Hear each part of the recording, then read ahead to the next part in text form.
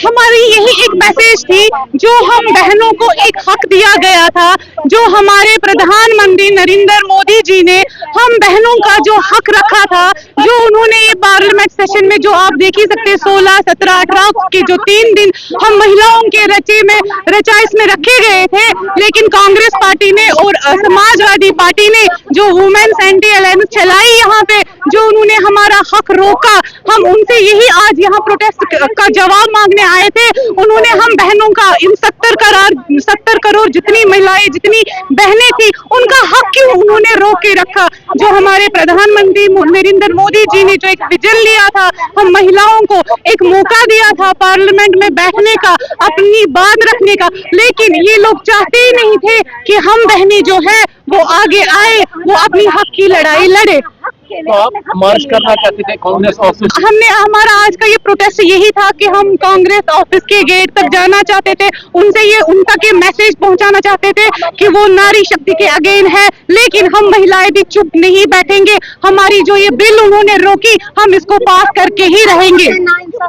ये हमारे साथ देखिए, ये पूरी 70 करोड़ महिलाओं के साथ नाइंसाफी हुई है। ये खाली भारतीय जनता पार्टी की बात नहीं है, ये पूरे 70 करोड़ महिलाओं की बात है, जिन्होंने ये नारी शक्ति जो बंधन था उनको रोक के रखा है। सरकार है तो वो लोग तो हमें बाहर जाने नहीं देना चाह रहे, क्योंकि उनको लग रहा है कि हम एक लॉ एंड ऑर्डर खराब कर देंगे।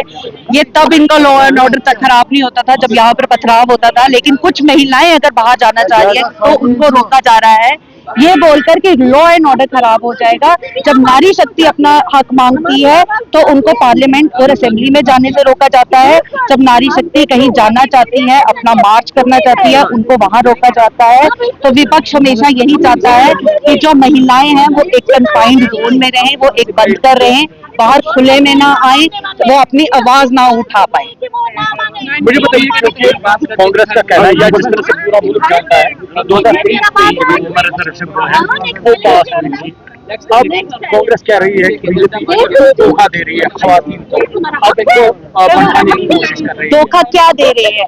उस बिल में जो 2023 में पास हुआ था, उसमें ये था सेंसेक्स और डीलिमिटेशन के बाद ये बिल होगा, लेकिन हम भी जानते हैं कि इस प्रक्रिया में बहुत समय लगता है।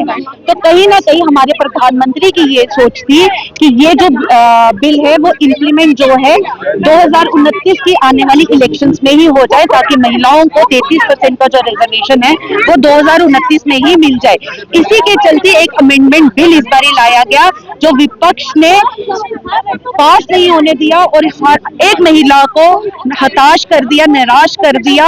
और हम उनसे आज खफा भी हैं कि जब महिलाएं अपना हक मांगती हैं तो विपक्ष जो है उनको कहीं ना कहीं हमेशा दबाने की और रोकने की कोशिश करता है, चाहे वो अभद्र टिप्पणियां हो, चाहे वो रिलीजियसली बांटने की कोशिश करे, चाहे वो किसी भी तरह से हो, लेकिन उनको कहीं ना कहीं महिलाओं को हमेशा रोकना ही है। लेकिन अपोजिशन ये भी कह रहे हैं, अगर बीजेपी इतना ही वुमेन के लिए सोच रही है, आप उसमें